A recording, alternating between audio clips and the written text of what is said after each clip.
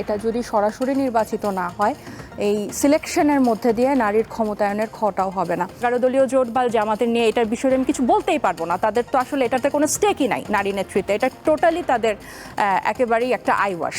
আমি কখনো মনে করি না যে 72 সালে এটা একটা অলংকারিক পোস্ট ছিল, 2026-এ এটা এখনো অলংকারিক পোস্ট আছে। বিভিন্ন অজুহাত দেখিয়ে তাদেরকে ওখান থেকে সরিয়ে এটাকে একটা অর্নামেন্টাল করে রাখা হয়েছে। সংরক্ষিত নারী আসন করা হয় যাতে নারী নেতৃত্ব তৈরি হয় ভবিষ্যতে। সো ওই ভবিষ্যৎ এসে আসলে ভবিষ্যৎ চলে যাচ্ছে। এখন যে আমাদের বিরোধী দল আছে তার থেকে তো আমরা এটা আরো আশাই করতে পারি না। ডাক্তার তাসনুমা জাবিন, তার কাছে যেতে চাই। সংরক্ষিত নারী আসন এটা কি নারীর ক্ষমতায়ন কিনা, এই প্রশ্নটাই ছুটতে চাই, নাকি শুধু লোক দেখানো, যেটি আপাকেই বলছিলাম। আর ঐক্যমত্য কমিশনে অনেক আলোচনা হয়েছে, সেই আলোচনাগুলোতে আপনি গিয়েছেন, সেগুলোর বাস্তবায়ন তো হয়নি। জাতিসংসদ নির্বাচনে আমরা দেখলাম যে ন্যূনতম এমন রাজনৈতিক দল আছে যে একজনকেও মনোনয়ন দেয়নি। ধন্যবাদ আপনাকে। 72 থেকে 2026 আমার মনে হয় না যে এই সময়টার মধ্যে এই স্পেসিফিক টপিকে কোনো পরিবর্তন এসেছে। আমরা কিছু নতুন মুখ এসেছি, আমাদের আগে কিছু মুখ ছিল, ওই একই সংগ্রাম চলছে। এটা 15টা হোক আর 100টা হোক, এটা যদি সরাসরি নির্বাচিত না হয় এই সিলেকশনের মধ্যে দিয়ে নারীর ক্ষমতায়নের খটাও হবে না। আপনি দেখেন এখানে এইবার যে কয়েকজন নারী পুরো সব দল বিএনপি জামাত থেকে যারা নির্বাচিত হয়েছে, বিশেষ করে বিএনপিতে, এরা কেউ সংরক্ষিত আসনে নির্বাচিত হওয়ার মতো নারী নেত্রী না। এরা সরাসরি লড়াই করার মতো নারী নেত্রী, এবং এরা এবার জুলাইয়ের পরে প্রকাশ্যে কিন্তু তারা বিভিন্ন ফরম্যাটে বলেছে যে তারা খুবই এটা তাদের হয়তো মানে বিশাল একটা রিগ্রেটেড জায়গা যে তারা এবার সরাসরি মনোনয়ন পায় নাই। এখন কেন আমরা সব সময় বলি না যে সংরক্ষিত নারী আসনটাকে যাতে নারীরা তৈরি হয়, যেমন আপনি যখন মানসুরা এটাতে যখন মনোনয়ন পাবে টোটালি জাস্টিফাইড, সে ছাত্র রাজনীতি করে আসছে, দীর্ঘদিন তার ফ্যাসিস্টের বিরুদ্ধে তার একটা লড়াই সংগ্রাম ছিল, দল তাকে এখন একটা স্বীকৃতি দিচ্ছে।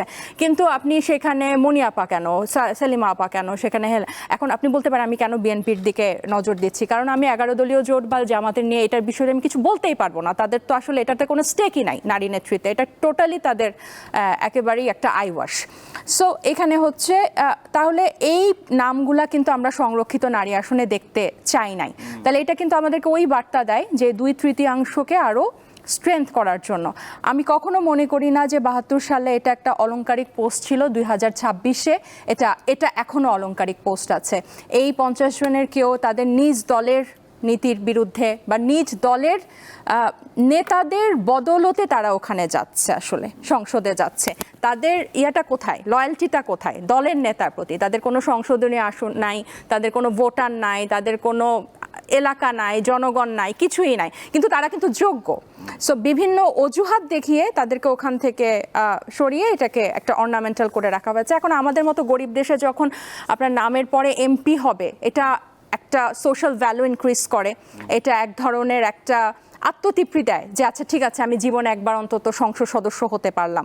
এটা অনেকটা আমাদের সোশ্যাল ইকোনমিক কন্ডিশনটাই এরকম যে এটাতে অনেক কিছুর স্যাক্রিফাইস করেও আচ্ছা ঠিক আছে আমি আমার জীবনে অন্তত একবার সংসদ সদস্য হলাম। কিন্তু ওই হতাশাটা কিন্তু আমি অনেক নারী নেত্রীর মধ্যে গত জুলাইয়ের পর তো একটা বিশাল পরিবর্তন এসেছে, তরুণরা মুখ খুলে কথা বলছে, সো পুরনোরাও কিন্তু সেই মিছিলে সামিল হয়েছে যে হ্যাঁ, ইভেন অনেয়ারই অনেকে বলেছে যে আমরা যা বলতে পারি নাই, আমরা যা করে দেখাতে পারি নাই, তরুণরা সেটা এখন বলছে।